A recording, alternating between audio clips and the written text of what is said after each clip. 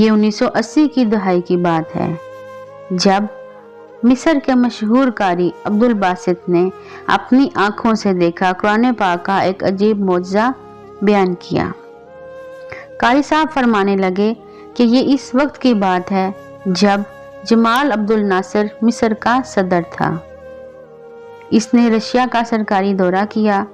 वहां पर कम्युनिस्ट हुकूमत थी।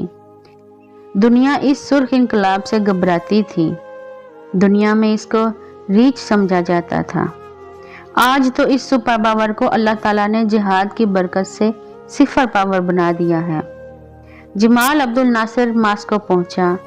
इसने वहां जाकर अपने मुल्की अमूर के बारे में कुछ मुलाकातें की।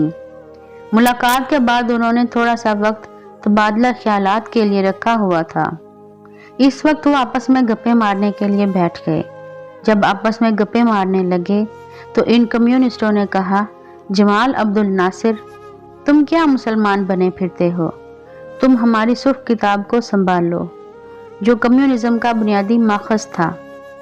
तुम भी कम्युनिस्ट बन जाओ, हम तुम्हारे मुल्क में टेक्नोलॉजी को रोशनास करा देंगे। तुम्हारे मुल्क में साइंसी तरक्की बहुत ज़्यादा हो जाएगी और तुम दुनिया के तरक्की याफ्ता ममालिकों में शामिल हो जाओगे। इस्लाम को छोड़ो और कम्युनिज्म अपना लो। जमाल अब्दुल नासिर ने इन्हें इसका जवाब दिया तो सही, मगर दिल को तसल्ली ना हुई। इतने में वक्त ख़त्म हो गया और हम वापस आ गए, मगर दिल में कसक बाकी रह गई कि नहीं, मुझे इस्लाम की हकानियत को और भी ज़्यादा वाज़े करना चाहिए था। जितना मुझ पर हक बनता था, मैं इतना नहीं कर सका। 2 साल के बाद जमाल अब्दुल नासिर को एक मरतबा फिर रशिया जाने का मौका मिला। कारी साहब फरमाते हैं कि मुझे सदर की तरफ से लेटर मिला कि आपने तैयारी करनी है और मेरे साथ मास्को जाना है। कहने लगे कि मैं बड़ा हैरान हुआ कि कारी अब्दुल बासित को तो ज़रूरत पड़े सऊदी अरब में, अरब अमारात में, पाकिस्तान में या दुनिया में जहां मुसलमान बसते हैं वहां, लेकिन मास्को और रशिया जहां खुदा बेजार लोग मौजूद हैं, दीन बेजार लोग मौजूद हैं, वहां कारी अब्दुल बासित की क्या ज़रूरत पड़ गई। खैर तैयारी की और मैं सदर साहब के हमरा वहां पहुंचा।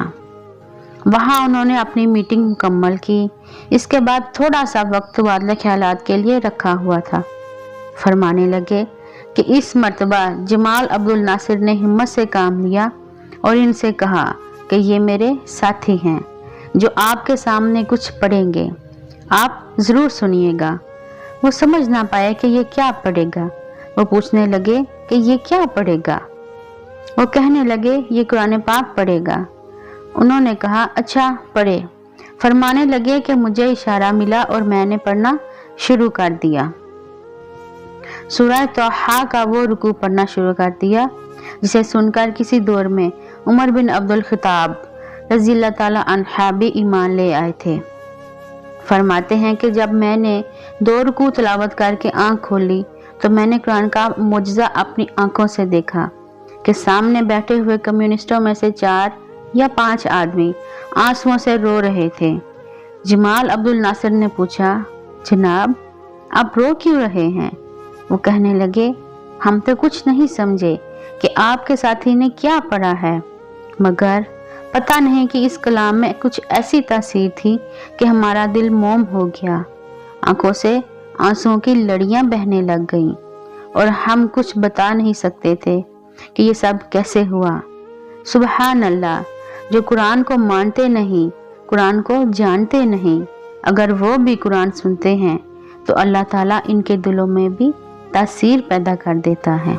सामीन कराम, अगर आपको हमारी ये कहानी अच्छी लगी है तो नीचे कमेंट बॉक्स में अपनी राय का इजहार ज़रूर कीजिएगा और हमारे चैनल को सब्सक्राइब कीजिए ताकि आपको मज़ीद अच्छी कहानियाँ सुनने को मिल सकें। खुदा हाफिज़।